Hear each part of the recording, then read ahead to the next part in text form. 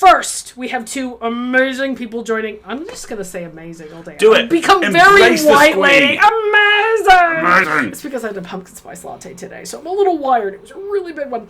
Our amazing guests. See, I did it again. Our fantastic, luminous, talented, brilliant guests. There we go. I work good too.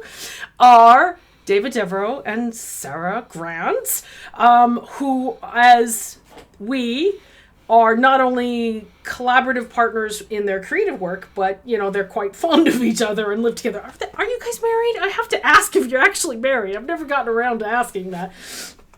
Oh, I see rings! We're being shown rings! Congratulations! Should we put them on screen and show you rings? We should just put them on screen. We'll just put them on screen. We're going to put our headphones on. Hi guys, this is the point where we subtly tell you that you're about to come on and we put our headphones on and no one notices because we're professionals. Hello! So, hold on just a second, I have to push the button! There you are! Alright, you may talk now, you're on the camera. Here are David and Sarah. Woo! Okay, fine. Okay, show us your rings, because you're actually married, right? I feel awful I never got around to it.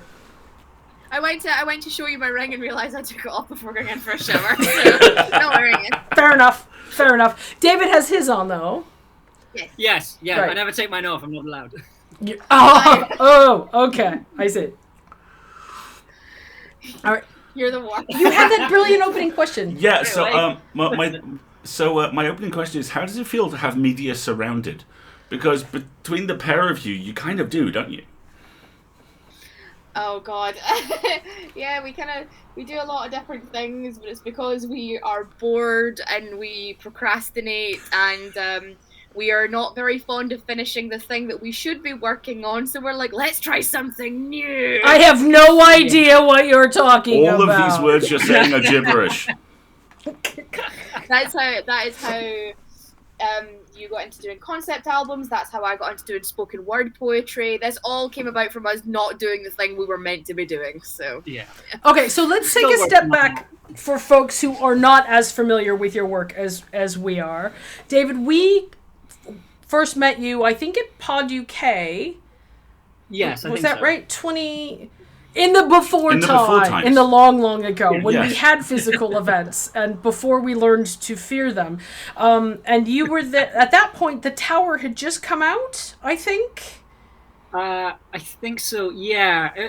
Yes, it would have just come out because I specifically remember talking to you, Alasdair, about it. Because you came up and we were chatting, and then you just suddenly started talking about how much you liked it, and I was caught off guard. I was like, oh God, this is a compliment time. Oh no, I'm not ready. I'm not even sitting down. So quickly, in under 100 words, and with no pressure whatsoever, summarize your entire creative career to date. Yeah, no pressure, right? So I started out playing the bass guitar and wanted to be a rock star, and I wanted to be Freddie Mercury, but then I realized there's a reason why Freddie Mercury is the famous one and not the bass player from Queen. Not that John Deacon isn't amazing. I think John Deacon is amazing, but not quite as famous. And then I went to university, and then I was a full-time busker when I was at university. That's how I paid for all the beer. And then while I was at university, I met a filmmaker who one night we both got very drunk at a party and then decided to work together. So I started making music for films. Great. And then moved from making music to films into sound design and sound recording. And then I decided to try out audio drama just to kind of see what I could do as a sound designer. And then it kind of like the way I describe it is that I just sort of happened to get on the boat as it was leaving, because it was 2016, which is around about the time when with Novacoats and the Orphans and a lot of stuff was just starting to really kind of take off in the UK. At least there was a sort of wave of audio fiction, and I kind of was accidentally swept up in that. And bad thing. Yeah. From there, I've released another show called Middle Below. I put together a audio drama concept album called The Tower. The second part came out literally last week, and a bunch of other stuff as well, and including the Dungeon economic model.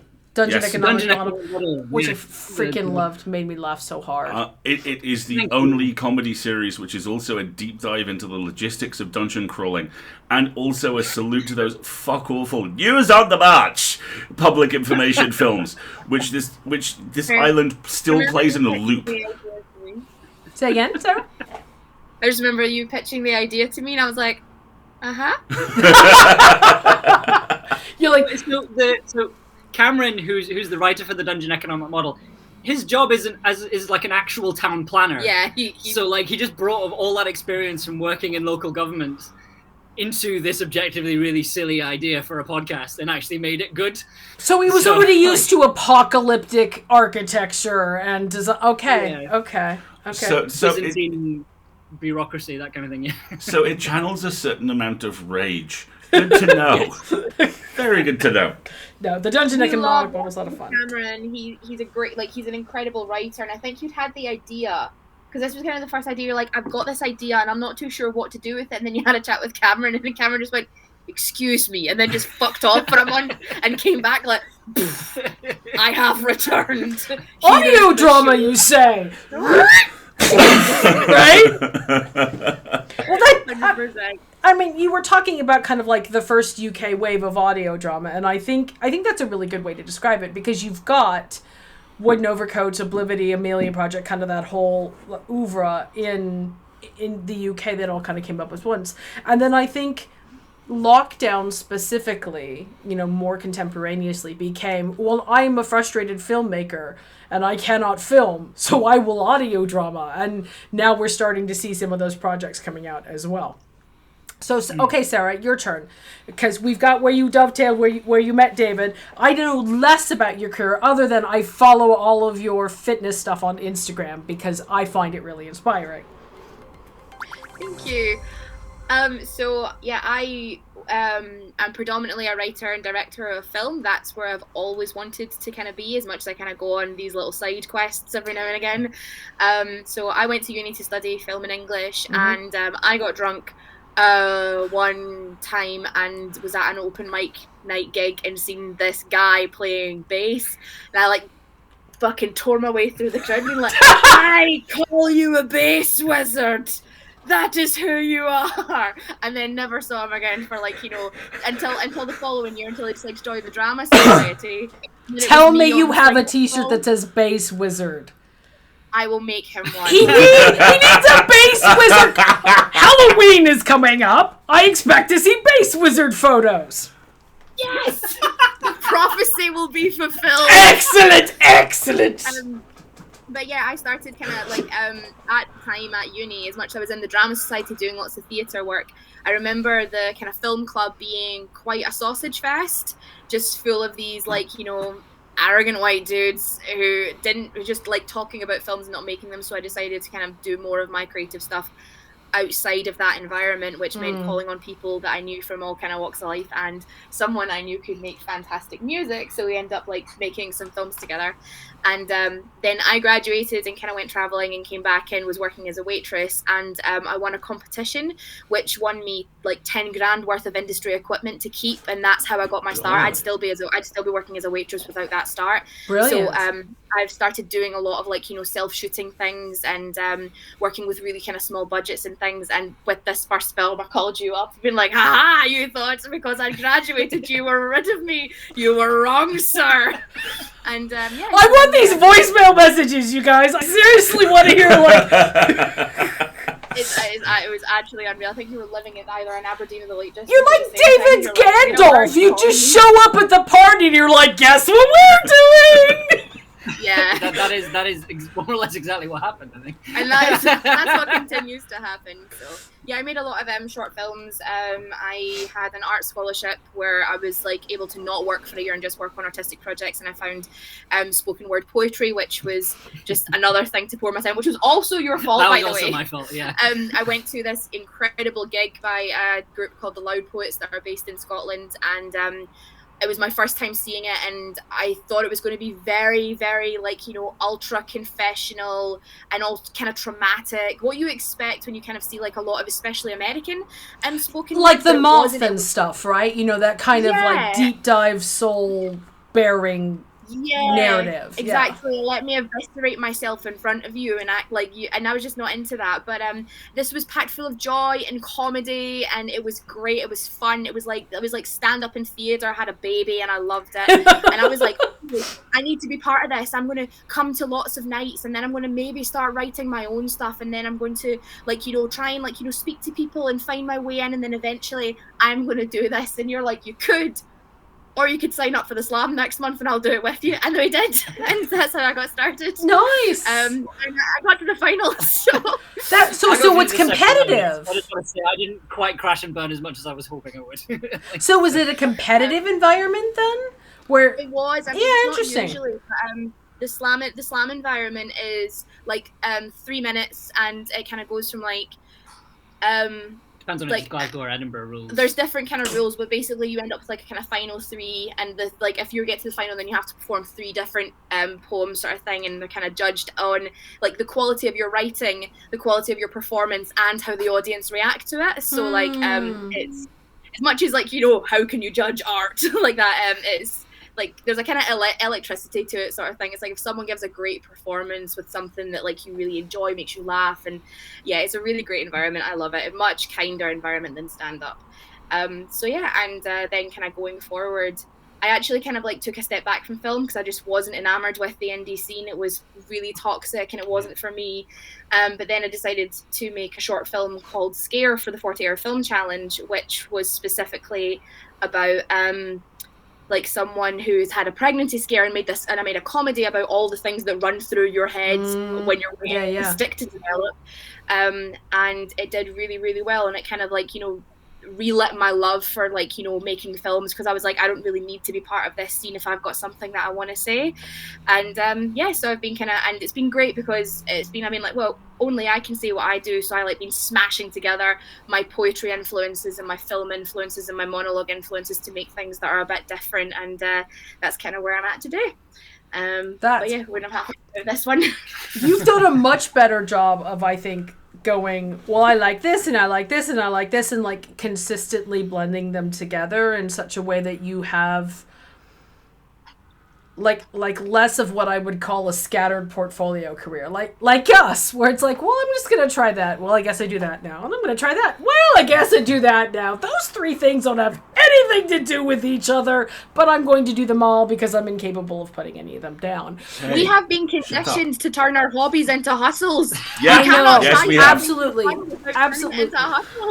I know. I really need to find something that I can't monetize one of these days. And then I thought I'd found something. Horrible thing to say, isn't it? I know. But I mean, we have a dear friend who's a writer in the US who has started taking violin lessons, and she says, I love doing this because I suck at it. And I expect to suck at it. I have no expectation of developing any level of economically viable skill in this. It's all about having a relaxation thing, and that sounds nice. I think that's gonna be a dog. When I buy a dog, I'm not gonna monetize my dog. I'll make costumes for my dog. That is a lie. That is a massive lie. That dog is gonna have an Instagram our dog account become in like seconds. a freaking Instagram mogul or something. That would be just our We just dog. got a cat, and it was meant to be the same thing, but then you floated around the idea of changing her name from Poppy to Content. Because cats are content, That is the greatest name for a cat ever, and it's just as fickle and unresponsive. I freaking love it. Oh god. The thing that our cat is called Poppy. That's her name. For now. She came with it. She came with the name, but she seems to have so whenever she's doing something really cute, I'll take my phone out and I'll be like, okay, I'm gonna take a picture, and just suddenly go, what are you doing? Nothing. I'm not doing anything. Go back to what you're doing. Yes, exactly. Go back to what you're doing. No, you're using me for content again, aren't you? No, I'm not doing that. No, you have no proof I'm doing that. And then she just leaves. I'm going now. Bye. I love that. She That's knows her adorable. worth. Poppy has a day rate. Insert 5 dreamies to continue. Yes. Oh, so yeah. We see. That will cost 9 dreamies. Yeah. Poppy's got her life balance figured out. We need to take lessons from that cat. See, all I can think of now is there's going to be a knock at your door at some point. You can open it. Who are you? I'm your cat's agent. I'm sorry, what? Honestly, would not surprise me. Yes, exactly. So, did you start... It sounds like you started collaborating on work together before you became what I'm going to loosely define as a romantic couple. Is that right? Yeah. Yeah. We were the last people to know that we were getting together. The last people to know. I don't know anything about what that sounds like either. Note my eloquent silence. Yeah. Right? We known each other since uni, but it was only when you moved to Glasgow in 2016, 2015? 2016. And we just became really close, collaborating on lots of stuff, ended up just speaking every day and just kind of hanging out. And because we both lived alone at the same time, and I think that was very good for the both of us. Oh, yeah. We both lived on our own, so we kind of had that other person, if we needed connection at all, we were each other's connection. And we were kind of staying in different parts of the city, so when we were feeling stuck for creativity, then we'd meet up in coffee shops in the centre of town, just so we could kind of be each other's backup. That's when you started kind of going to poetry gigs and going to other gigs together and things. And things just changed between us very slowly. So we knew that we were our leases were up at a certain time, so we were planning on moving in together, because we're if we move in together and get a 3-bedroom, still not a couple. If we move in together and get a 3-bedroom, then it means we can share an office space, which is going to be very beneficial to us. So we were moving out in the February, and then things changed. I'm not kidding. Within the space of 2 weeks, the two of us just kind of almost woke up at the same time, being oh shit, in December. So we got Wait a minute! That's not a creative collaboration emotion! It was honestly so funny, and I think it happened at a Loud Poets gig. It was a poetry night where we had... You realize you are a Tumblr meme, right? You were literally roommates! Oh, yes! Okay, chat, I need all the fan art of the two of them wait a minute! This is adorable! We were sitting on a couch in Dram after the gig. Dram is a pub in Glasgow, by the way. And honestly, I think I was curled up like this. You had an arm around me, and I was just kind of like that, and we were just chatting. And then the guys who were hosting the night came out being "Hi, you two, how's it going?" We're oh, fine. Not a couple. Just not realizing. Just and then and then they kind of gave us a look and went away, and the two of us are what the? And then I was it's time to. So. Oh no, this gets better. This gets better. So my brain goes. Okay, so I go, maybe it's time to go. Yeah, let's go, let's drink up. I neck my whiskey, get up, walk outside, and by the time you've grabbed your coat and gone, I've flagged a taxi, and then I'm you get this one, I'll get the next one. I fucking haul him into the taxi and bang the door shut. Boof, boof, and no! And just for to know where I was at, I didn't have the realization that Sarah had until I was halfway home in the taxi. So I was just wow, that was weird. That was strange. Wait a minute. And then I walked home, leaving half-cut voice notes for everyone, being I think things between me and David are changing. No, this is when the montage happens with the slow saxophone music and the street lights come in, right? And oh my gosh. So I messaged my sister, after we kissed for the first time, I messaged my sister. Do you want to tell them what film we were watching when we had our first kiss? Was it Robin Hood? No, it wasn't. It was worse. It was Robin Hood Men in Tights. Yeah. Yes! Yes! You are a people! That's hilarious. Oh my. It was great.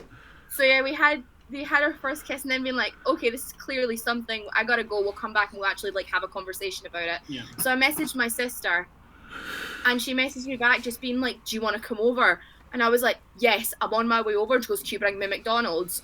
So I ran, so I go over. That's a sister.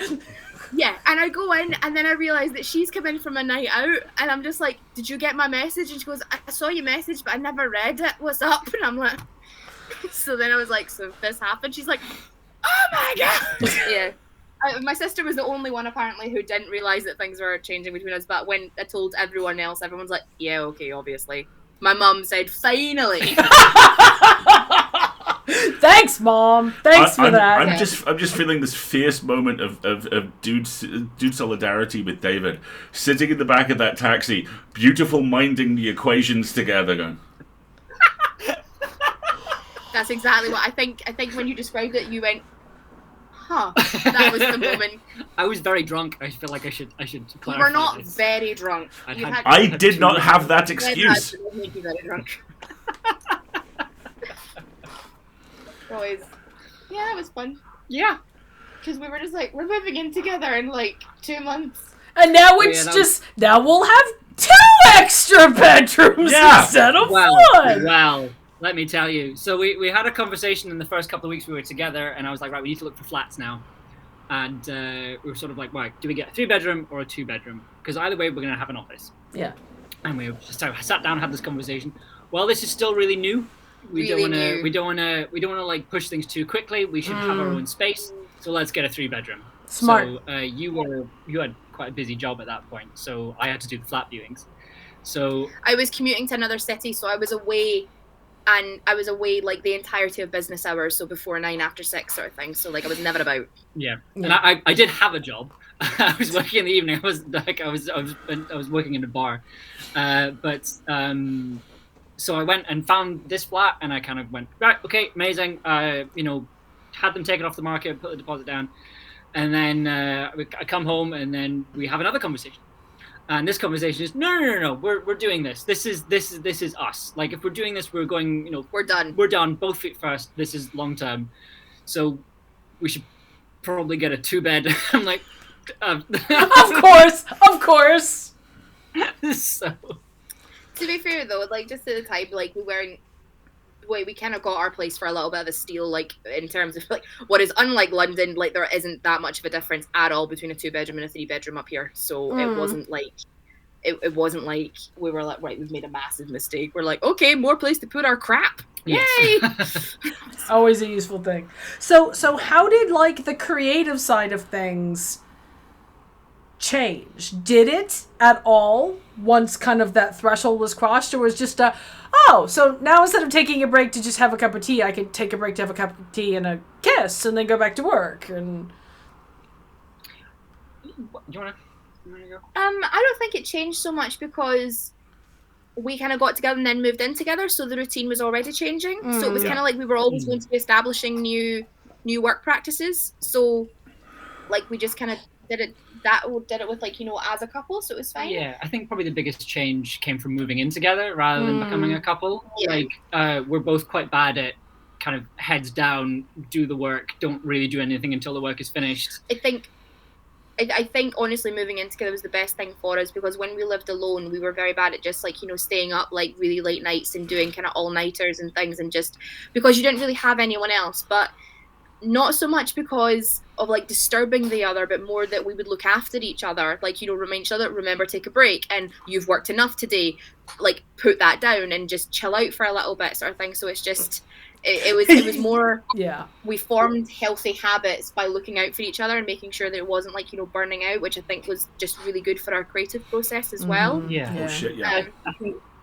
I think a thing that I found challenging was that like I found it, at least initially, it was difficult because I felt like if you were working, I also had to be working.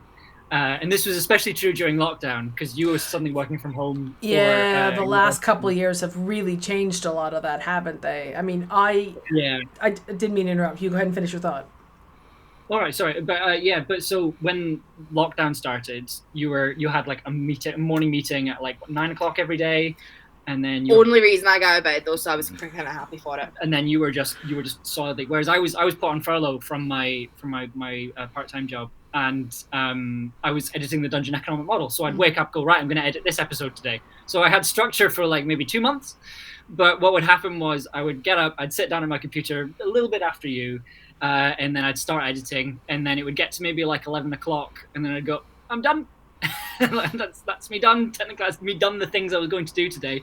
And then I'd sort of go in the living room and sort of like maybe start playing video games or start watching something, and I just feel really guilty because it's like you're still at work. And you made that series of shorts, didn't you? Right when we went on lockdown, about working together in the same office. Oh yeah, I freaking Those are loved adorable. those. They're amazing. yeah, we called it the annoying colleague, and it was just like it was again. I think it was just a laugh, and also like it was mainly kind of myself doing social like sketches for BBC The Social, and I was just like, "Do you want to be in?" You're like, "Yeah, let's." And yeah, you stole the show with that one. It was so funny, which is never really like that bad, but it is really funny because see, there was one time when I was in a meeting and you were editing the Dungeon Economic Model, and you know, like, and there's like little incidental voices that's all done by him, like, you know, noises of sheep and strange villagers, like, so at one point I'm in a meeting saying things like, okay, so the open day campaign is set to go and the deliverables for Facebook and blah blah blah blah blah, and I just hear forests, and I'm like, and my colleagues are like, sorry Sarah, what was that? And I'm like nothing, slam! Right? I think you getting guilty was definitely a complex thing. Oh yeah. No, definitely. Nothing on you at all. Absolutely me having a complex. It was absolutely me that gave you the complex, because this happens quite a lot. Is that like even from before we were like, you know what, we've both got a lot of work to do individually. Let's sit down and have an all-nighter and just like we'll just keep each other going and we'll just be absolutely fine. We'll go, right, cool. So we lock in at like 8-9 o'clock, and then by 1:45 you're like, well, I'm finished, I'm gonna go to bed. I'm like, you bastard, I've still got like 4 hours left to do. And that happens a lot. Yeah, that was definitely a 48-hour film challenge thing, isn't it though? Like, yes, because you'd get started on the music on the Saturday night and I'd get started on the edit the Saturday night, and the edit would take me to 6 in the morning, and you'd be like, oh, I'm going to go right in with a score and it's going to take me ages to come up with everything and then arrange it and then do that, and then you're like, oh, I'm done. I'm like, good, you can do the dishes and bring me a snack, right? Yeah, exactly. I mean, it got to the point like the last couple of months where we've been so busy that we've literally had to set up like a rota for who gets to have meetings what nights. Also, our Wi-Fi is not the greatest, so it can't handle 2 different like Zoom calls at the same time. So I was like, you get meetings on Mondays and Wednesdays, and I get meetings on Tuesdays and Thursdays, and I swear to God we're going to take Friday nights off, and of course we never do. We take a couple of hours. A couple of hours is a night off for us. Yeah, it's ridiculous.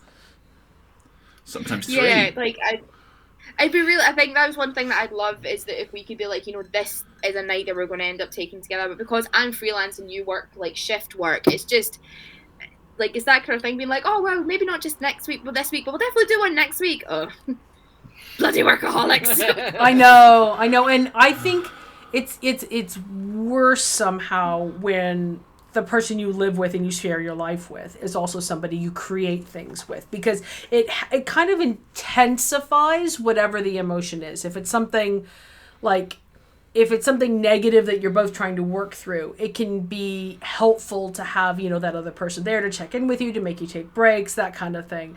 But then if you're both in what Johnny Sims called that window of fascination, then it's like squared. And the way you describe this, a good example of this is last year we put together a convention in like 3 weeks with a couple of friends, and Alistair describes it as, I don't remember ever saying yes to this. I remember literally coming to my senses in the middle of writing a panel description going, what have I done? I'm not exaggerating. I lost 2 days.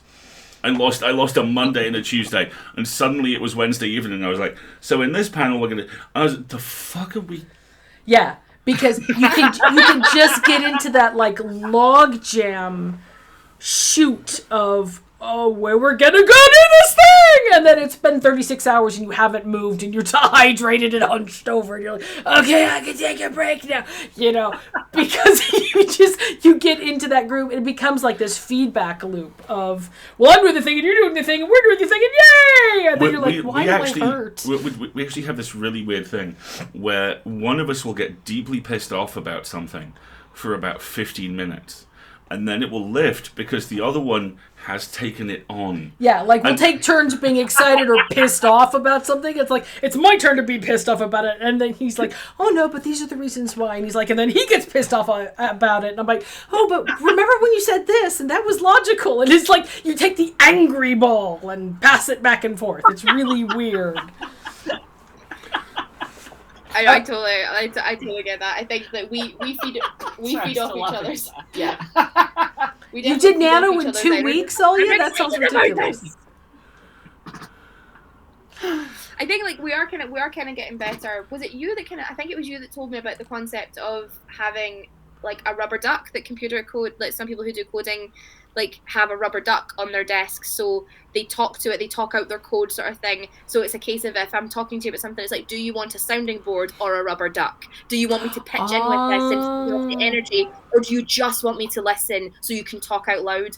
And sometimes that is good because I'm just like, if I'm excited about something, then if you're being sounding board, you're like, you're busy, stop. But I'm like, just be a rubber duck while I talk at you for a bit, and then I'll come to the realization that I'm busy. Oh yeah, because so many creative processes, a lot of the time when you get stuck, a good technique, no matter what the medium is switch medium. So, we are in short fiction publishing, and one of the number one tips we give to all of the writers who want to submit their work to us is read it out loud yourself, because that's how it's going to be presented. Yeah. And it's a different way of engaging with the text. You're using a different sense. So I really like that example of be a duck. I just need to talk at you. I need to articulate what has been in my brain. I do feel I should point out as well. I feel like I need a stuffed animal that you can talk to. This will be used on me. Oh yeah, tomorrow. Like tomorrow. Possibly like later maybe tonight. bedtime. Yeah. Right? Because the dynamic that happens quite often is, well, I don't shut up. That's pretty much the dynamic. You have a lot of feelings about a lot of things. Yes. And sometimes you want to have those feelings about those things that are random pieces of culture I've never heard about at 6 o'clock in the morning before I've had my coffee. And I love you dearly and I respect your right to need to do that.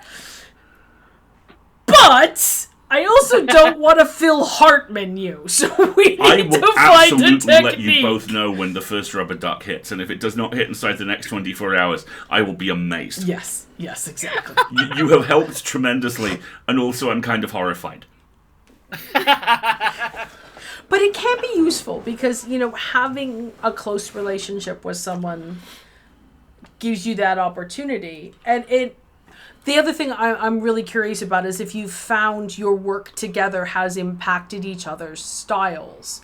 So Alasdair's written the Full Lid for about 5 years now. I know, right? The 5-year anniversary is in November. I have to remember that.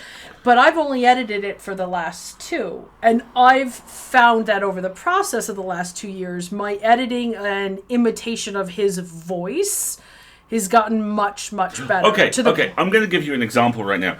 Did either of you see The West Wing? We love Great. Excellent. I swear to God, if you say Celestial Navigation, I'm going to smack you upside the back of the head. You know the early episode where Leo finds out that his secretary has practiced signing the president's name, for fun. Yeah. And she's like, I don't see anything wrong with it. Treason is what's wrong with this.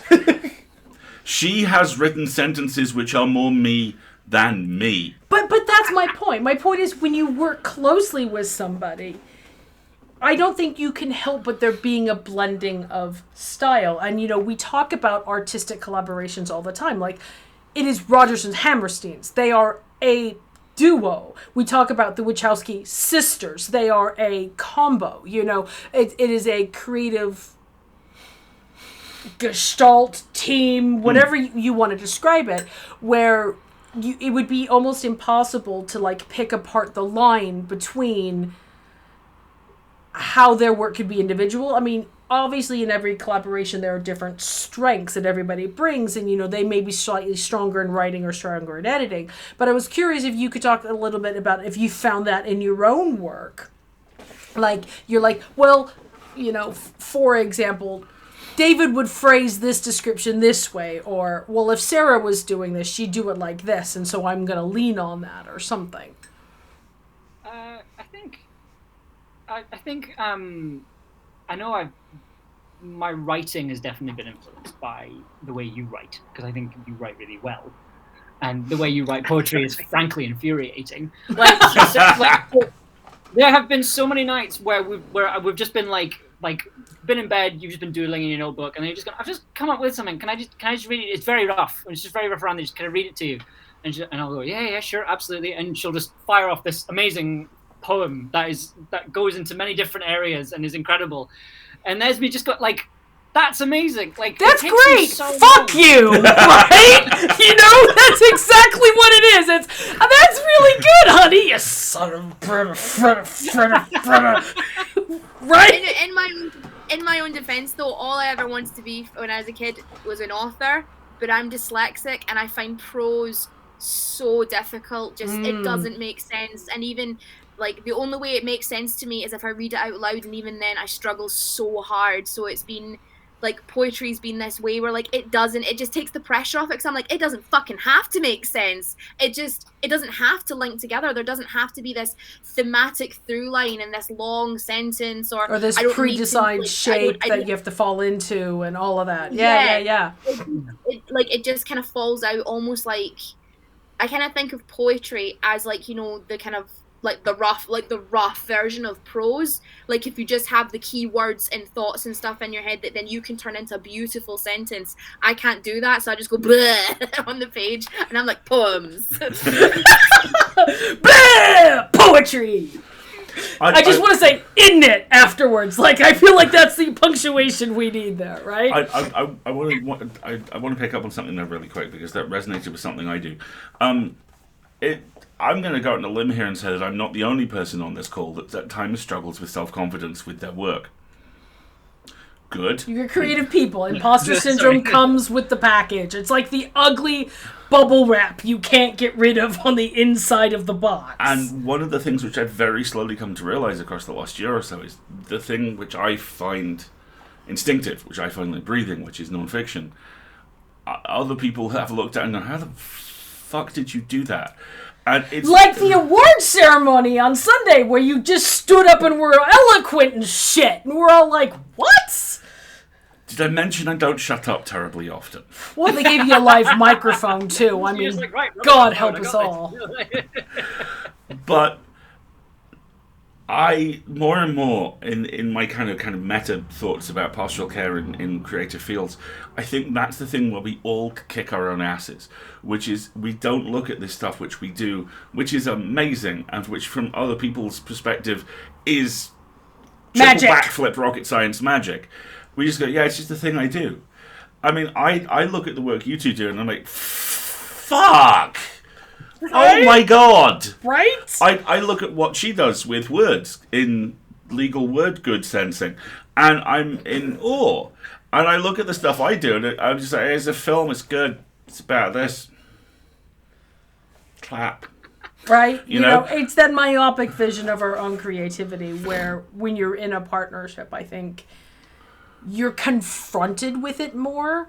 Because you have somebody you live with who say, no, that's good. No, I couldn't do that. It kind of, it doesn't puncture the imposter syndrome bubble, but it kind of like pokes a slow leak in it so it can't get as big. At least I think in a healthy collaboration. I mean, I'm sure let's not even talk about unhealthy collaborations because they're far more prevalent. Oh, you have called me on my bullshit several times. Well, that's the other side of it is finding the tactful way to say, I love you, and, doing it in a way that is constructive.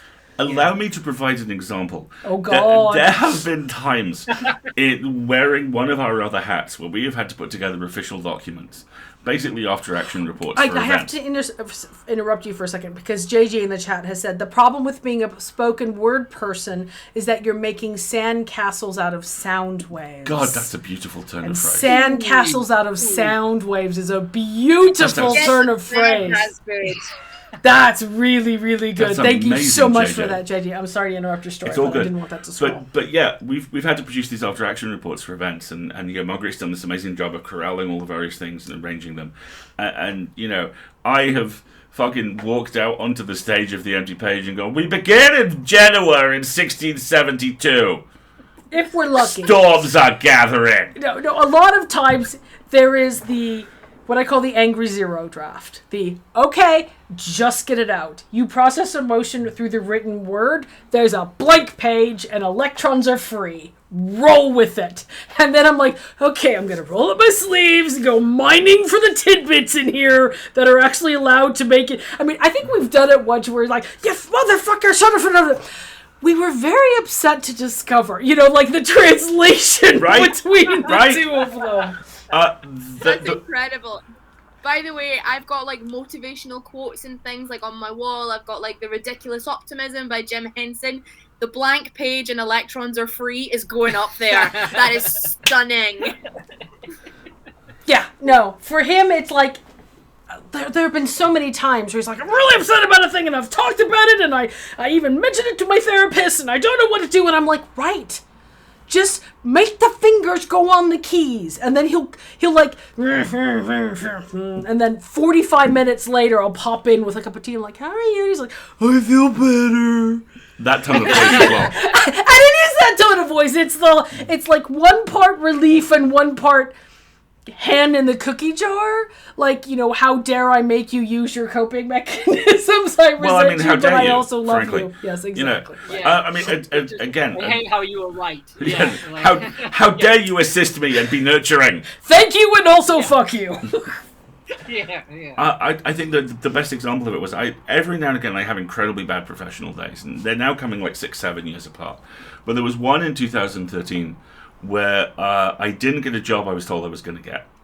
At the same time as we hadn't bought the company at this point, but one of the folks involved with the company had gone, that thing that you needed the money for, yeah, we're not doing that. And I think I'd also just been to see a really bad movie. That was probably the straw. We lived in Nottingham at the time, at the top of a hill, so I just go up this hill on this tram, just like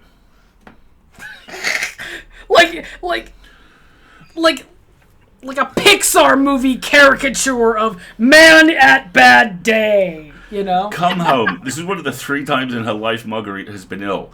She's like, hi, honey, I need to rant a little bit. 15 minutes later, I take a breath, and she's like, okay, 2 things. Firstly, you need to write this down. Secondly, are you aware you didn't repeat yourself once in that entire time? Freaking hell. And that's what I mean. You just don't see, it's so difficult to see your own talents from within your own head. And when you, have somebody else around you, they can go, okay, that's brilliant, but also fuck you. And then help you unpick it. Yeah, exactly. Thank you. I can't even remember what the question was now. It's gone completely out of my head because we went on these brilliant tangents. Welcome to the show. This is what we do.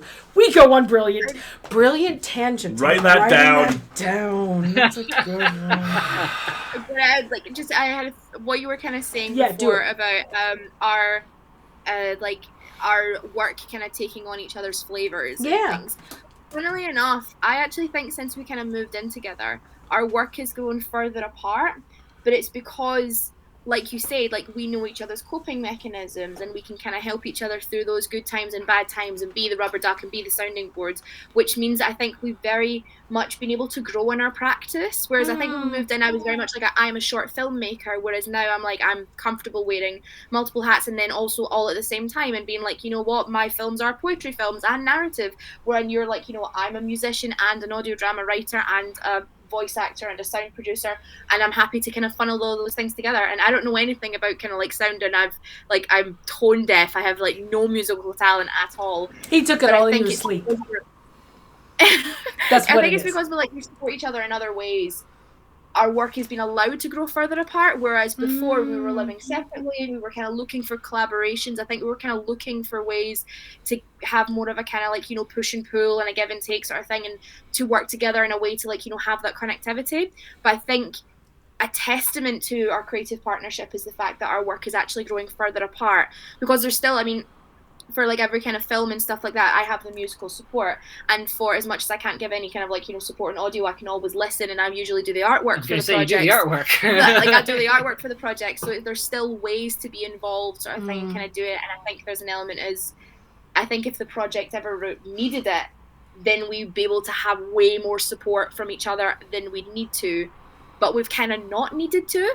which I think in a weird way is better. It's nice. Yeah, I think we sort of encourage each other when we're thinking about doing new things. Yeah. Like, so I'm trying to think. Would it in 2019 we did 404 Inc. magazine? Was it? I can't remember what year. In the before times. In the long basically, there was this magazine that was publishing fiction and non-fiction. They did a call out, and you were going to submit some poems to it, and I was kind of like, oh, I don't know, I've got this sort of weird non-fiction piece that I wrote about life lessons you learn when you play SimCity, and sounds like an opening monologue.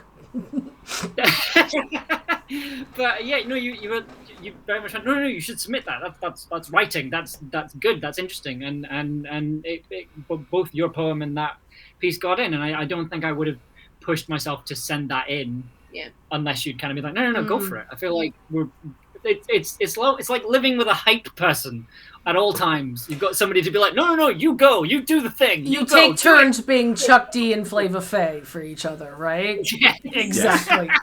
That's how he describes himself. I am Flava Flav to her Chuck D. Exactly. I'm the one who you want to talk to in professional situations, because if you need to talk to her in a professional situation, you've probably done an illegal. You've probably done fucked up. You've probably done an illegal. Yes. Yeah, exactly. No, I love that. I love the Flava Flav. I love the kind of big head person. There have been many times, like on a Sunday night, I'm like, I need to boss the week. I've got so much to do. I need to boss the week. And then the Monday morning comes, and I'm like, no. And then you're like, boss the week. It's like first thing in the morning. Boss the week. And then I get up and I boss the week, and I hate him. See? I love you. Fuck you. It's a cathartic balance. You get a little bit of, release and a little bit of motivation and hopefully... Oh yeah, you're really good at talking me down off my angry ledge, and I'm like, let me be unreasonable. Electrons are free. Blank page. Go be unreasonable, right? That or just stupid, violent video games is the other way. It's like, I'm gonna play Mortal Kombat until I feel better. Electrons. Still free. Yeah. Still free. Oh yeah, Still every free. time. Exactly. That's really interesting that you talk about how you're kind of like, your creative streams have been supported in being independent, because like the creativity that I engaged with before I met Alasdair, before we moved to the UK and lived together, was entirely musical. I did symphony orchestra. And I haven't played an instrument now in probably over 10 years, because, it's kind of hard to play classical percussion by yourself. You're just sitting there like, well, this is where there would be strings. I could sing it for you if you want, He's the person to talk to. Right? It's just a different kind of experience. I'm like, this is a great Tchaikovsky timpani part, but there's no motherfucker here to hear it. So. Right? Exactly. Tchaikovsky, is there a canon in this? No, there are 24. Tchaikovsky, no. Tchaikovsky, yes! Tchaikovsky, always yes! Yes, exactly. Anyway, but we met, then I started by doing narrations, and then I started editing, and then we moved in together, and then we bought the company, and I know that doesn't sound creative, but I find running a creative company very creative, because I'm a lawyer, right? So most of it's lots of prose. We do lots of writing, but it's a very different kind of writing with a very different purpose. Yeah. And so managing a creative company is a form of creative output for me. And other people are like, that's like accounting and meetings. I'm like, I know, it's great! Whereas I am pathetically, fawningly grateful, because to quote from 30 Rock, Marguerite is very kind of business, and I'm very like, I do thoughts and feelings. The metaphor we always use, I was very lucky growing up in the parish priest on the tiny crap ass scrap of land I grew up on. Was basically banished there for being slightly too metal and principled to be a Catholic priest on the mainland. He was a former chaplain on a nuclear submarine, and he would regularly deploy with special forces on training exercises in the full webbing and full gear. And of course, because he was a priest, like, I don't really do death. I'll just carry Mars bars. in my ammo pouches. And as a result, these commandos fucking loved it, because Jerry's running up and down the beach after the exercise going, good war, have some chocolate. And good war, have some chocolate. Like, that's peak priest, right? And that's basically what I feel like I do with EA an awful lot. I do some of the big idea stuff, but a lot of the rest of the time, I'm the guy that does the pastoral care. He's very good at pastoral care. And more so than I am. And it feels like a weird, meaningless soft skill, and it isn't. Just like Marguerite's meeting voodoo. No. They send psychopathic executives to courses to try to learn that stuff. You can... No monetizing, I promise. A friend and colleague of ours described Marguerite some time ago as having a black belt in committee. I do. And that is exactly what she does. Yeah, exactly. But I always think that I have really kind of come into my fore creatively, at least in the work that we do with voice acting, with producing, directing, Twitch, all of that. All of that's been since we have been together as a couple. So the order of operations was different. You each had well-established kind of creative trajectories, if not careers. You kind of knew what you were doing and where you wanted to go with it. And then you're like, oh, good heavens, now there was kissing, which I find adorable. Whereas... Has to be the title of the book, by the way, just so you know. Yeah, that's a great memoir title. Good heavens, now there is kissing. I like that. It should be a romance novelist memoir, though. Plan to flag on that one. Whereas you have always done writing, but kind of the creative aspect of my life has been much more like course corrected since we've come together. But also much more foreground. Like it used to be the symphony's going to do 4 performances and 1 set of music once a year, as opposed to, well, how many jobs do you have now, Marguerite? How many have you got? But one of the things I find interesting, the commonality in our experiences, is where you two, from what you said, provide the foundation for which you go off and do amazing things, and periodically at the end of a season come together to help boost ratings in exciting crossover episodes. What we found ourselves doing, because of the nature of how we got together, and that we were both in extremely unpleasant relationships prior to this, and both had that. Do you want to just not? Like, yes, I want very badly to not. Could we not together? Yes, we could. Fair.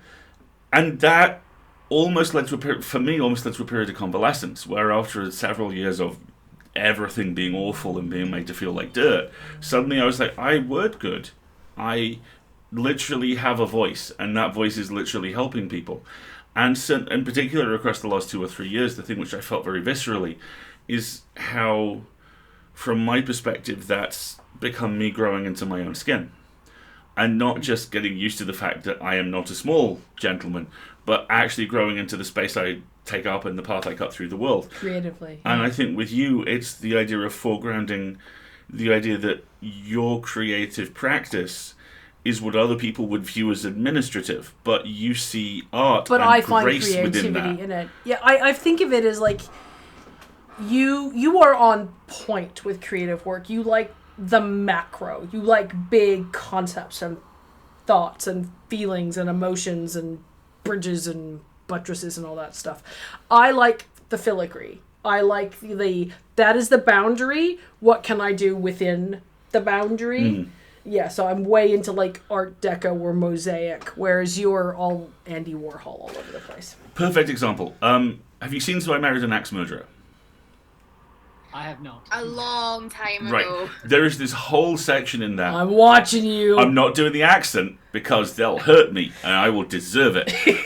but there's this long rant in there where Mike Myers' character's dad yells about how the entire world is run by the Pentaveret, which consists of the Rothschilds, you can find the this Bloombergs, the Queen, on TikTok, and brilliantly the Colonel before he went tits up. And the entire movie is worth it for the sequence just simply because Anthony LaPaglia, who is playing the other character in the scene, fucking loses it about 15 seconds in. And Mike Myers is just merciless. He just keeps going. And they keep the take in there. And LaPaglia is just this quaking ball of Australian laughter inside about 2 minutes. But there's this whole long rant about the Pentaveret that runs the world. Myers has sold a Netflix TV show about the Pentaveret. Which is why those TikToks exist. I fucking ran into the office when I saw this news story. I was like, yeah. And she just looked at me and went, 500 words. I was like, cool. And it's in the newsletter. No, speaking of Post-it notes on the wall, so there's one. He got really bad about writing really long Twitter threads. And I finally went, honey, if it's more than about 10 tweets, that's a blog post. That's not a Twitter thread. I didn't believe it. And then I just copied and pasted them in. I was like, fuck. Because he wrote this huge long thing, and I'm like, why isn't that a blog post? So now he has the post that, like, he literally has a word limit on Twitter of, like, if you're going to do a Twitter rant of more than this many words, it has to be an article, not a Twitter thread. That's really good advice. That's a really good way of doing it. Yeah, that's a fantastic system. Because otherwise then you can't find it. I have a Post-it note. It just says, just do the best you can. I like it. That is a great note. I leave myself nice messages. I have star-shaped Post-it notes so that when he needs like a little golden star, or like if somebody says something really nice about him, I will put it as a quote on the Post-it note, and he has his little gold stars on the wall. Because I love it. I love how this has now become a stream about office stationery. I think that's amazing. I'm fully here for it. But... my first job was in an office supply place in high school, and I've never recovered. Just never.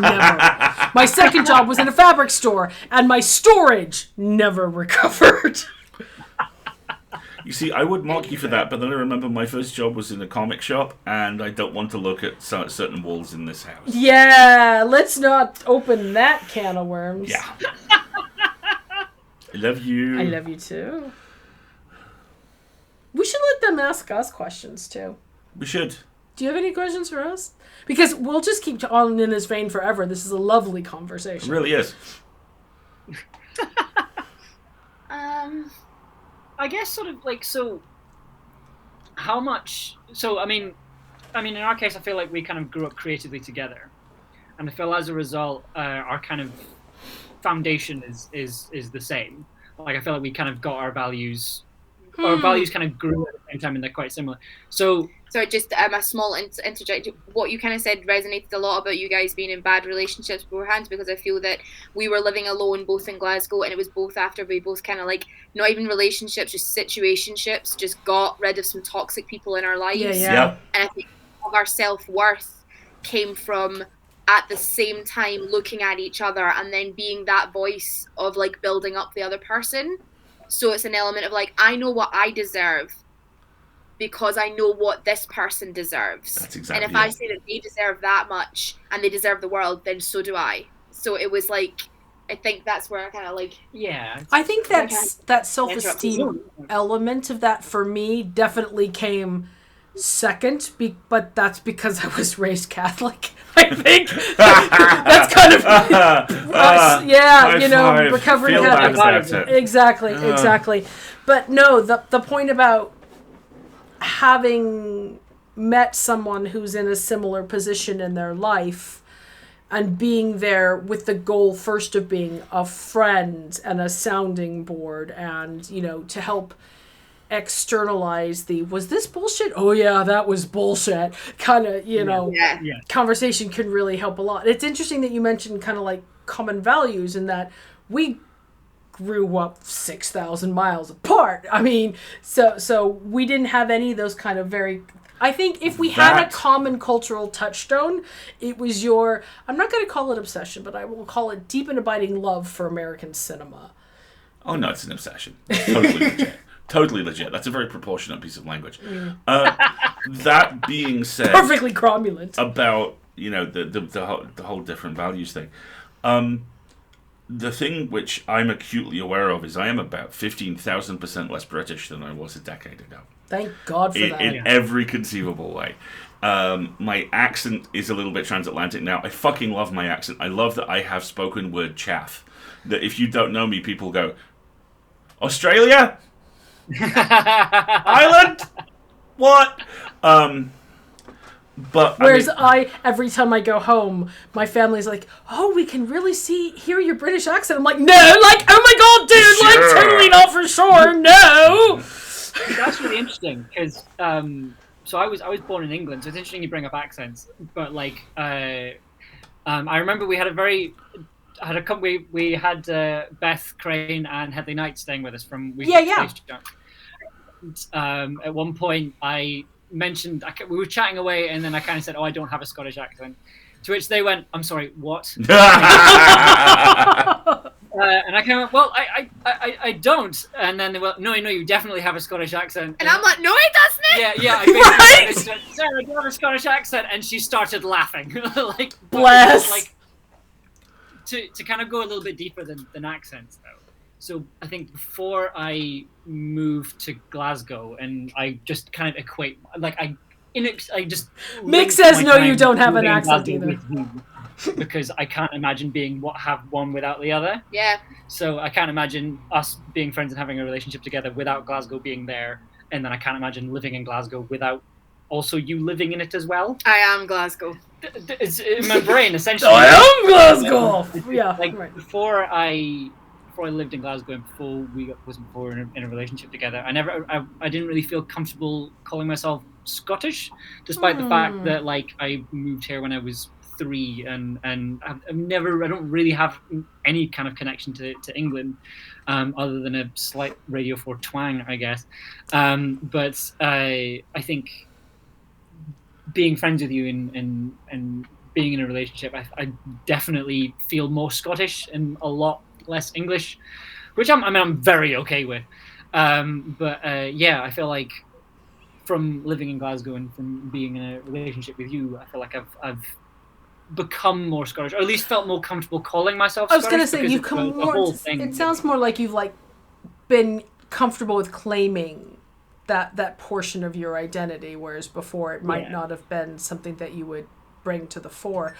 You've done that as well. There was a very definite shift over the time we've spent together where you've identified more as Manx up front as opposed to, oh, I'm from the UK, because the problem with when you say I'm from the UK is that everybody inside the UK knows what that means, but it's almost its own bizarre little mini diaspora. But if you say that in the US, they think, oh, you're English. Yeah. And they don't understand the loaded differences between those two identities. I am the only person in my age group, the only guy in my age group who does not have a Manx flag tattooed somewhere on my body. One of them has a Manx flag on a dragon punching in and out of the flesh of his arm. I think there's a buttock tattoo elsewhere in that group as well. Sarah, that exact face, I have seen so many partners make that exact face when they go, where's your tattoo? It's on my butt. They're like... But that's because you were the chosen one who must return at some point. One day I will go back to the islands and be burnt in the Wicker Man, so right? the harvest will be profitable. So that the deep ones can return, right? Yes. We have to hold that day off. But it's hilarious. We went there a couple of years ago and we took the ferry and he's literally walking off the gangplank down the ferry and talking to me, and the accent is coming back as we're getting closer and closer to the end of And she's fucking humming the Shire theme from Lord of the Rings. Hilarious. The whole time. Absolutely hilarious. That's great. I'm just going to pause for a second and let the chat know that we're at a good time to start asking questions. Mods, if you want to maybe highlight them for us. My hair is a frizzy wreck today. Mine too. I it's know. The humidity. I'm not doing anything so much with it. product. That would be really helpful. And Mick says you don't have a Scottish accent as far as he's concerned. That's fair. I still don't tell people I have a Scottish accent. I'm very aware. You do to my ear, but I can see how you would describe it as slight, but it's the same way you have what I would call a slight northern accent, and that's because of the kind of the BBC Radio 4 received pronunciation influence that I think both of you have had in your lives. I've actually... Everybody in the chat's like, we heard something about a trailer. Yes, we will get to the trailer. Yes, we will. But we're going to ask questions. We can go. No, I don't want you to go. I don't want you to feel bad. I promise there will be a teaser trailer. I made like a neat graphic for it and everything. It'll be fine. I've actually, this is a very recent thing. I've actually very recently become aware of the fact that I have a little bit more vocal range as an actor than I'm posh and calm and I'm posh and angry and I'm just halfway decent Mark Sheppard. You know, and quite a lot of it is the northern thing, because the Yorkshire accent's brilliant. Because if you turn it up enough, it becomes very dour. And if you turn it all the way up, it becomes incredibly perky, and everything becomes just slightly amusing. And it's that kind adorable. Thank you. Oh yeah, we have an emoji for the stream, which is accents. Because there are so many Americans in the game we're streaming at the moment, and one of our mods from time to time, when I get a bit overexcited, which happens quite a lot, will just pop up in the chat and go, Alasdair. We love you, Wendy. Thank you. I'm sorry. See, there they all go. Now the chat's flooding with all of the accent warnings. Yes, exactly. Like, literally, it is content warning accents. Oh, and he loves to do a Werner Herzog as well. Oh, the Werner Herzog accent. Oh my god. Bounty hunting is a complicated profession. Happy New Year, losers. Yes! You have to, like, record a Christmas greeting. This is a season of inappropriate gift giving or some shit like that. You would have a great time with it. I'm Werner Herzog, and you are not. Good night. Just... So, if any podcast out there needs a Werner Herzog impersonator, Alasdair's far too keen. All of my podcasts need a Werner Herzog in them. Right? Exactly, from now on. Well, this will be like the Werner Herzog strata in podcasting audio drama. I'm going to have to put that in my Twitter bio now. Twitter's #1 Werner Herzog impersonator. Do you mean that? No, I mean the only one. I mean, I'm the only one. Right, it's like Hawkeye asking Kate in that trailer. Are you the one who's calling yourself the world's best archer? Yeah. Yes, I am. Okay. I'm just waiting to see if the chat's got any questions for us, and if not, you can ask us more questions, or we can wrap it up here if you would prefer, and you can tell us all about the amazing Act 2 of The Tower, which is available now. Yes! Which is really, really and also good. your amazing films, Sarah, one of which I watched earlier today, which is still resonating around in my brain. Which one did you watch? Spark, which is fucking amazing. I haven't seen that one yet. Oh my god. Thank you. The rhythm of it and the snap, and I am a huge mark for language as puzzle, and the more of that I listened to, I was like, my god, the structure in this is amazing, and you work so hard to... nerd. Yeah, of course. And you work so hard to make it seem like it isn't structured, and it absolutely is, and the payoff at the end of that time.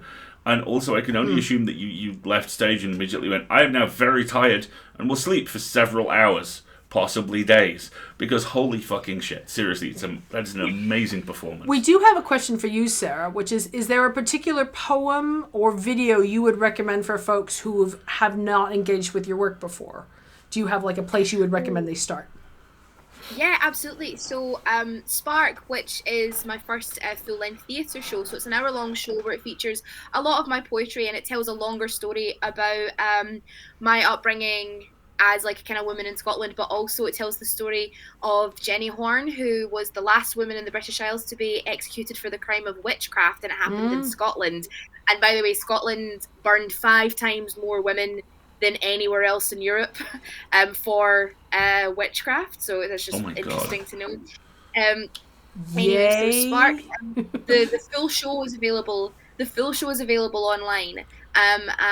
But there's also, if you're interested in getting into spoken word, I was funded to create an education program. So there's a thing called, there's a website called the Spark Education Program, and it is a full free online course, and it's also a resource for teachers if they wanted to teach words in classrooms. So if you're interested in writing your own poetry, your own spoken word, like drawing on your own experiences, then that's all there for you. If you want to get if you just want a little bit of a taster, the first poem of the of the show is called the introduction poem, and the course teaches you how to write your own introduction poem. If you were to walk onto a stage and present yourself to the world in 3 minutes and tell them everything you need to know about yourself and who you are as a person, that's the introduction poem. And you can find that on YouTube as well. So it's the Disney I Wish song in a poem form, right? That's true. It's the I Wish. It was very much like I use it as a prelude before the show even starts. I just come on and be like, right, you might be thinking, who's this bird and why is she talking at me? I'm like, give me 3 minutes and I'll let you know. Brilliant. No, I'm like, oh, good. Get my introduction succinct. Yes, please. That would be good. So the other question we have is, what would your dream money no object project be, and who would you want to collaborate with? Unlimited budget, unlimited resources. I'll make Alasdair go first because he knows the answer to this one. Oh, yes. Yeah, I do. The Night Gallery. The Night Gallery is the show that Rod Serling did. Well, that's the Midnight Library. Yes. The Night Gallery is the show Rod Serling did after the Twilight Zone, which is essentially the Twilight Zone, but with a little bit longer and far more specifically genre spanning. And you could drop the Night Gallery over what we have at Escape Artists with no changes whatsoever. Yeah. Basically take the genre anthology show into video. And I would love that. And I mean, I would love that partially because I am an enormous ham, and I love that my job has enabled me for 15 years to impersonate Rod Serling and do that. This is a very interesting story. It's going to have some spooky things in it. Maybe a scary doll. Perhaps some eyeballs. I'll see you on the other side. And being able to do that. I love the Twilight Zone. I mean, I've got so many, but I'm kind of working a little bit towards my first TV credit just now, and I'm already thinking about like something I'm gonna head up. I love the like the returning like the returning series with a new story every time, very much like, and it's done a lot in horror, like American Horror Story and the Midnight Masses. I'd love to do something like that, and it'd be called Skin and Blister, and it'd be different stories but with the same cast, and it'd be stories told in genre about sisterhood. Like the only thing that kind of connects them is that it would be the story would feature the connections of sisterhood, because I just think that's such an incredibly rich subject to connect it. And I also love like, you know, seeing the same actors and performers dive into genre and extremely different characters. So I'd love to do something. I'd love that. That's my dream project. Really cool. The closest I've ever seen is one year there's a Shakespeare festival in the U.S. that I went to, and they did both Hamlet and Rosencrantz and Guildenstern Are Dead. Both plays, same actors, same roles. Oh, that sounds incredible! Yeah, it was really, really good. And they did them like back to back, and I was like, that was really cool. There's a really nerdy kind of very brief sidebar which kind of speaks to this. The new version of Macbeth that A24 are putting out at the end of the year with Denzel Washington and Frances McDormand. Apparently they talked beforehand about backstory. And Washington said, let's figure out how they met. And Frances McDormand did that thing that she does, where she went, it's Romeo and Juliet. They just faked their deaths. We're those teenagers 40 years later. And apparently that's how they play it, that these two have been in each other's pockets their whole lives. And I am fucking giddy at the thought of seeing what that is going to look like. That's incredible. Right? I love that. All right, David, what's yours? Unlimited budget. So I have two. One is really, really nerdy, and one is slightly less. So the really nerdy one, and Alasdair, we very briefly mentioned this before the call. I would like to do an audio adaptation of the Star Trek Stargazer books. Fuck yes. Because I know that. So I need to preface this. Yes. There are a few Star Trek audio dramas that have kind of been fan made. Yep. But the issue is, because they're fan made, a lot of the sound design has been ripped directly from ripped from the shows and ripped from clips and stuff. So the quality's not as good as it could be. So I'd like it to be like a proper like adaptation funded by CBS. I'd probably have a little bit of creative license and find a way to sort of, you know, crowbar Worf in there, because I want Worf in everything, frankly. Fair. And yeah, I'd love to do that. The sort of slightly less nerdy one is I'd like to do kind of like a Tubular Bells kind of thing, where it's like it's one long piece of music, but it's kind of you have the first time, and then you have your Tubular Bells 1, then you have Tubular Bells 2, where it's like it's the same thing, but it's been done with it's a new approach, it's new technology, it's new instruments and things, and just have this like piece of music that is constantly evolving and changing. Long form fugue, nice. Yeah. I'm sort of trying to do that with the tower, but it's like with the tower, it's much more of a tension between audio drama as well as music. But this would just it's still narratively driven. Ultimately, it's not a kind of disembodied pure creation sort of piece. Yeah, exactly. Yeah. So I kind of have two responses to that, and I'll get the super nerdy one out of the way really quickly, because otherwise we'll be here for hours talking about Star Trek, and we should do that at another time. Yes, we should. Yes.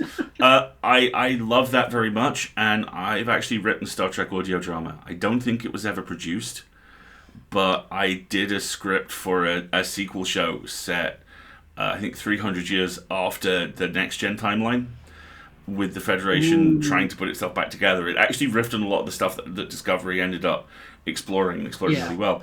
But yeah, I was incredibly happy with it, because I pitched the secret origin of Deep Space One, because I was always really interested in this idea that Starfleet just find these random fucking stations, and after Starfleet Corps of Engineers have rendered them safe, just go, that's ours now. It's alive and 40 kilometers long. Yeah. The habitat's in its lung. Yeah. Yeah, we dealt with Tin Man. We're cool with this. Deep Space One. It's called Deep Space One. But I'm out. Admiral out. And the whole thing was basically the command crew of Deep Space One having to go, I think it's alive. It's very Farscape at that point. Yes, very much so. And also with... Look at David's face. He's like, woo. I love all of this. Like, well, the other thing you really want to do is the Starfleet Corps of Engineers. I fucking love the Starfleet Corps. The only people I love more than the Starfleet Corps of Engineers are Starfleet Medical. I love the kind of weird support structures, and especially with the SEE. The whole idea that the Enterprise will come in and go, this is strange and weird. We've been here 45 minutes, it's all resolved, let's fuck off. And then this crappy little FDL van rocks up with 20 physicists in it, and they're all like, oh, it's broken like, gravity. You see what you've done there? You've banged it all the way up. You know, there's a lovely throwaway gag in one of the Discovery novels about a group of engineers who actually do the community thing at shift change, where they walk in deliberate slow-mo across the hangar deck, and one of them's like, we do this every time. Yes, we do. This is all we get. This is what we're doing. But I love it. just to kind of step across to the tower, because I finished listening to it about half an hour before we started talking. The thing that there are 1,000 things that fascinate me about the tower. I mean, everything that you put out is incredible, but I think this is the best work you've done, and part 2 builds on part 1. I have so many questions. I got some answers, but I have so very many more questions. But I love the way that you are using sound design as a narrative tool, not just the way that you use, because so much of the tower is told through phone calls, the way you use the transition from this voice is produced so it's on the other end of the line to this voice is not produced so now we're over here. Yeah. And it is the most graceful location shift I've heard in audio drama. I really like it. I really like it a lot. But also the way that the music gradually builds. And complexity. The final part in particular, and also it is Sarah Golding that you got in as Mum in part 5. Yeah. Who just, oh my fucking god, there are now 2 one-scene characters I've encountered in podcast audio drama who just rock up, break your heart and leave, and Sarah's one of them, and Ellie Marquez in an episode of Valence is the other. But the way that you go from that to the way that the music dances on that incredibly complex and difficult to hit line in 5 and 6 of this is beautiful and otherworldly and possibly sinister, and if it's not sinister, it's very intimidating. And the way that the music reflects the patterns that are starting to emerge in the narrative, but does so in a manner which has its own individual identity, is fucking breathtaking. No one is... I really need to learn about the tower because I love it so much. I'm just an audience member. I actually walked in at a call when he says, I'm going to tell you the ending. And then I'm like, would anyone like some tea? And they're like, we're about to say the ending. I'm like, no, I don't want to know. Exactly. Don't tell me. I don't want to know. Go away. I need to listen. I'm obsessed with the tower. Like, I'm just like, tell me what happens. No, don't tell me what happens. When are you making more? Right. Well, David, why don't you tell us when you are making more? And we should wrap this up with you promoting the tower and when you're going to make us some more. Okay, so the tower is available on all. Is available wherever you get your podcasts. I don't ask questions where you get your podcasts from. I don't care whoever your dealer is.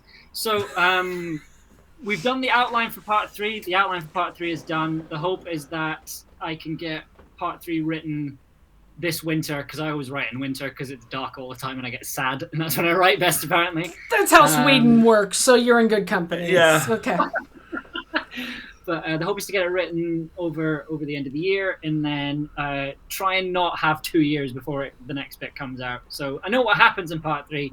I just need to write the damn thing. But the soundtrack for part 2 will be out middle of November. Brilliant. If you are a Tin Pan Audio Patreon, because I'm gonna slot that in as well. Do it. You'll be getting you'll be getting the contract at the end of October, so you'll be getting it about 2 weeks before everyone else. Great. And it'll be available on Bandcamp and Spotify afterwards. So, and now is a very good time to point out that Bandcamp are running Bandcamp Fridays throughout the rest of the year. So if you buy that on Bandcamp Friday in November, 100% of the proceeds from it will go directly to David. Yeah, which is good. Yeah. Woo! And what about you, Sarah? What's coming up next for you? I am in a little bit of a writing thing just now. I am currently working on the feature film version of the short film Scare, which is available on YouTube. That's my main project, so if you wanted to check that out, then just search Scare by Sarah Grant and see me lose my shit for 3 minutes. Nice. Yeah, that's where you can find my work. And you've got a show coming up. Yes, I have a new spoken word show that I'm debuting at the Scottish International Storytelling Festival. It's way more traditional storytelling than it is poetry, and it's called Oracles, and it's about living up to the legacy of the grandmother that knows all the stories and knows everyone's business. How can we be storytellers in a digital age? Like when our grannies had the steamy and the neighbours and who's turned for the stairs on the close, what do we do with the WhatsApp girls chat? So that's what the show is going to be about. Oh, that sounds really, really good. It's performing live 22nd, but there is going to be a digital pass if anyone's interested. Nice. Best way to keep up with that is to check out the Twitter of the Scottish International Storytelling Festival. Great. Brilliant. This has been delightful. Thank you both so very much, much. guys. I'm only slightly disappointed that Poppy hasn't made an appearance.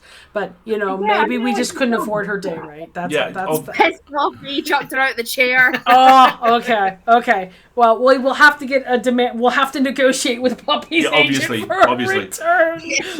Exactly. I'll send you the paparazzi pictures I have. Oh, I love it. That sounds fantastic. Okay, stream. So what we're going to do is we're going to take a very short little break and say goodnight to David and Sarah.